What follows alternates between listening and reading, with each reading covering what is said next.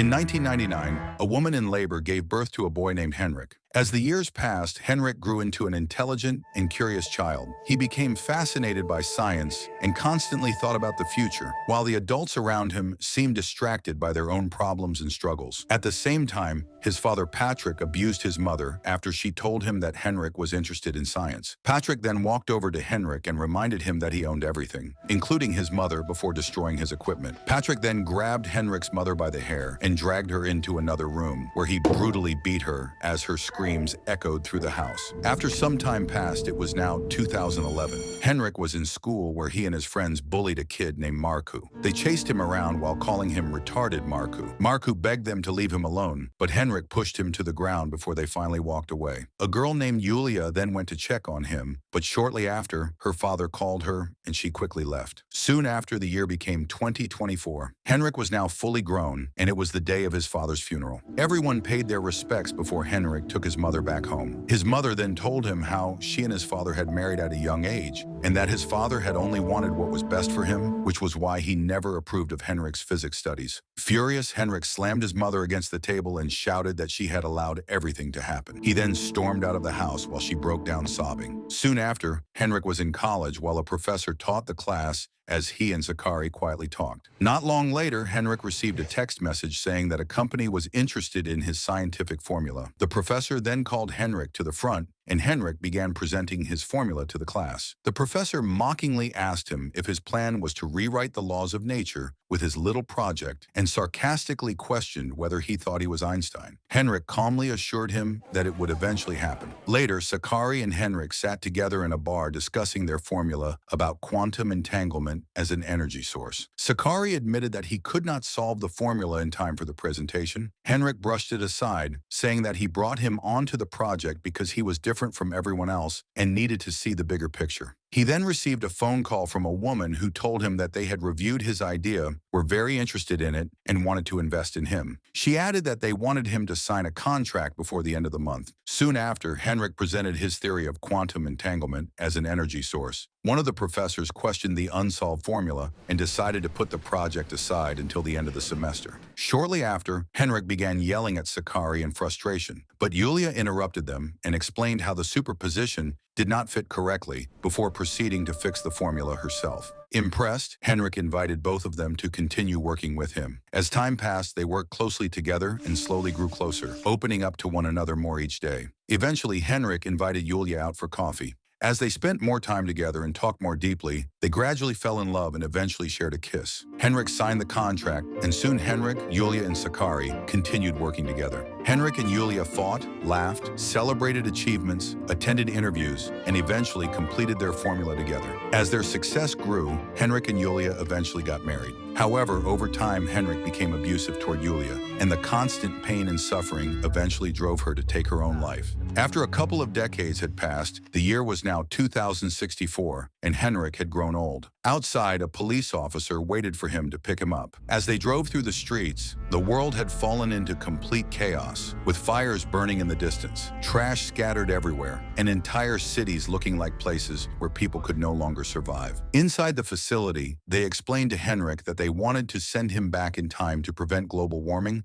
and showed him their invention. Sakari then interrupted them and explained that they had developed a way to send a person's memories back into the past. Their mission was to publish the blueprint of a stable fusion reactor online, free of charge, for the entire world. Eventually, Henrik entered the machine. Back in 1999, a boy named Marku was born, but he was not an ordinary child. He barely responded to people and quietly mumbled that he was Henrik. Marku later began visiting therapists regularly. One day, he told his therapist that his current brain was not working properly anymore and that he could no longer remember everything clearly. He added that he was falling behind schedule in inventing a reactor meant to prevent the end of the world before suddenly rushing out, claiming that he had an important meeting to attend. As Marku waited to meet Sakari, a dog appeared instead, causing Marku to quietly leave. When he returned home, his father brought the dog inside. Eventually, they decided to keep him and named him Saka. At school, students continued bullying Marku constantly. Later, he went to sit alone somewhere in silence, and while walking back home, he spotted Patrick, Henrik's father. Marku approached him and coldly warned him that everything he touched eventually died, and that soon he would die too. Disturbed by the strange encounter, Patrick quickly got inside his car and drove away. Years passed, and it was now 2024. Maraku had grown up and was working as a mechanic. In secret, he had also been working on the project alongside Saki. When he finally activated the device, it immediately began creating smoke, making him realize that it still needed much more work. Later, he sat outside with his dog while watching Patrick's funeral from a distance and told Saki about how he had felt on that terrible day. While sitting there, he noticed Julia standing nearby with the real Henrik. Maraku soon realized that they were running out of time and only had 3 weeks left. He then told Saka that he could not finish the reactor alone and that he would have to alter the events of the past. Soon after, he went to find the real Sakari and asked for his help. However, when Maraku reached him and tried explaining that he was from the future, Sakari refused to listen and quickly started running away from him. Maraku then applied to the university to work as a janitor. During the interview, the professor spoke with him, and Maraku mentioned that he was deeply interested in physics, especially Heisenberg's uncertainty principle. Eventually, he started working there and soon spotted Sakari. Maraku immediately began running toward him, but Sakari believed he was insane and once again tried to run away. Maraku eventually caught up to him and started talking, but Sakari still refused to believe anything he said. Soon, Maraku began telling him things he had never shared with anyone before. He then reassured Sakari that what he was about to show him would completely change his life and took him to see the project he had been secretly working on. Amazed by what he saw, Sakari immediately began asking questions. He then realized that the formulas Maraku was using were the exact same formulas he and Henrik had been working on. Maraku explained that the formulas would eventually lead to the construction of a quantum reactor. Sakari could barely believe that it was even possible to send someone's memories into the past. He then nervously asked Maraku if he truly knew him and started panicking, claiming that all the laws of physics they believed in had to be wrong. Maraku tried calming him down and explained that he and Henrik would eventually sell the rights to the formula, which would later lead to a catastrophic future. Sakari offered to quit the project immediately, but Maraku told him that none of those things mattered anymore and that they had to finish the formula before Henrik signed the contract. Maraku then revealed that there would be a third person who would help them complete the formula. When Sakari asked who it was, Maraku refused to answer, saying that he had already risked too much by telling him everything else. Maraku then tells Sakari to secretly take pictures of the information that Henrik keeps inside his notebook, promising that eventually he will reveal who the third person is. After going back and forth for some time, Sakari finally agrees and shakes Maraku's hand. Soon after, Maraku goes to see Julia in the library, but he loses the courage to approach her and tells Saki that it might not be a good idea after all. However, Saki suddenly runs toward Julia, forcing Maraku to follow him. Julia then tells him that he should not bring animals into the library and points out that books about cars and other hobbies are upstairs. Maraku then tells her that he was actually looking for the same book she was holding, a book about quantum entanglement. He eventually offers to buy her a coffee, and the two sit together and begin talking. Julia is surprised by how informed he is about physics, and Maraku simply replies that nobody could avoid being interested in something as big as that. Maraku and Sakari meet again, and Sakari reminds him that Henrik will sign the contract in 2 weeks and that they are quickly running out of time. He then tells Maraku that there will soon be a party, which could give them the perfect opportunity to get their hands on Henrik's notebook. Maraku warns him not to attend and instead makes an excuse to stay away. Later at home, while Maraku was talking with Saka, his father walked in and told him that he found it adorable that he talked to the dog so much. Maraku then began drinking and eventually decided that he was finally going to tell Julia that he was from the future. Saka tried stopping him, but Maraku locked him inside the room before heading to the party. After he left, Saka started licking up the liquor that Maraku had spilled while struggling with him earlier. At the party, Maraku spotted Sakari and Henrik talking together, so he secretly triggered a false alarm. As the alarm sounded throughout the building, everyone immediately panicked and rushed outside. During the chaos, Julia and Henrik bumped into each other and escaped together. Meanwhile, Maraku sat outside the bar until Sakari eventually joined him. Sakari then explained that Henrik refused to take no for an answer, but during the confusion, he still managed to steal Henrik's notebook while everyone was running outside. At the same time, Julia and Henrik sat together outside the bar, quietly talking to each other. Maraku then returned home and found Saka lying motionless on the floor. The moment he opened the door and saw him, he immediately stormed back outside in distress. Soon after, he went to visit his therapist and asked if he could speak with him, but the therapist explained that adults were not his specialty, though he agreed after Maraku offered to pay. During the session,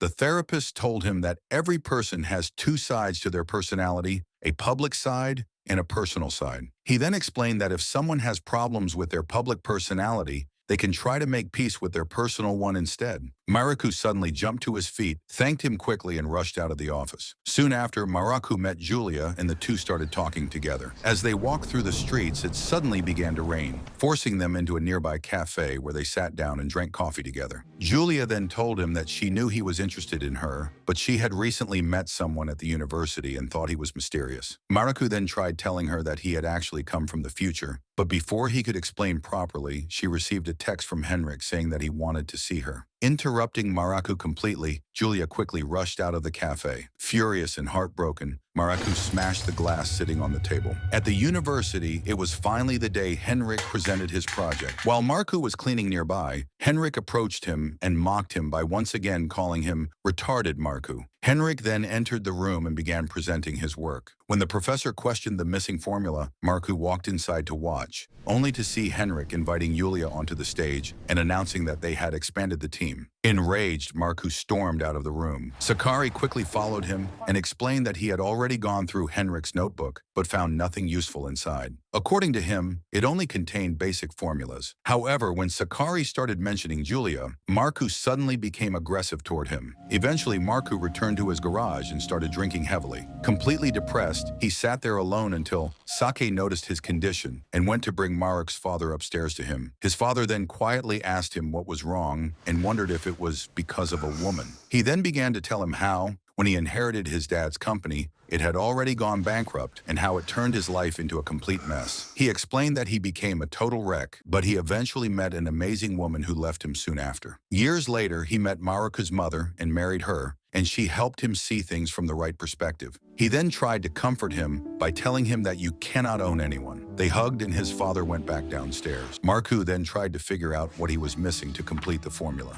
Saka then brought Henrik's notebook to him, and he instantly had an idea. Soon after, Julia and Henrik were having coffee at a cafe, while Sakari and Maraku watched them from outside. Maraku then gave the notebook to Sakari and told him to trust him and take it to Henrik. He then went inside and handed him the notebook, and when Henrik opened it, he saw a message that said, "Your father lives in you." Seeing this, Henrik became angry, and Maraku then walked inside and began provoking him. A fight broke out between them, and in anger, Henrik pushed Julia into the table. Frightened, she ran out. Soon after, Maraku waited for Julia at the train station and said goodbye to her, and she told him she would not come back but would write to him, and then she left. Back at the garage, Maraku told Sakari that he was calling it quits and that he was better with cars than theoretical physics. He then gave him everything he had about the project. Sakari then told him that he and Julia would continue to work on it and that they would post everything online. He then left after they hugged. Soon, Saka passed away. After some time, his father also passed away. Julia continued to write to him and send him pictures, and he hung them all on a wall.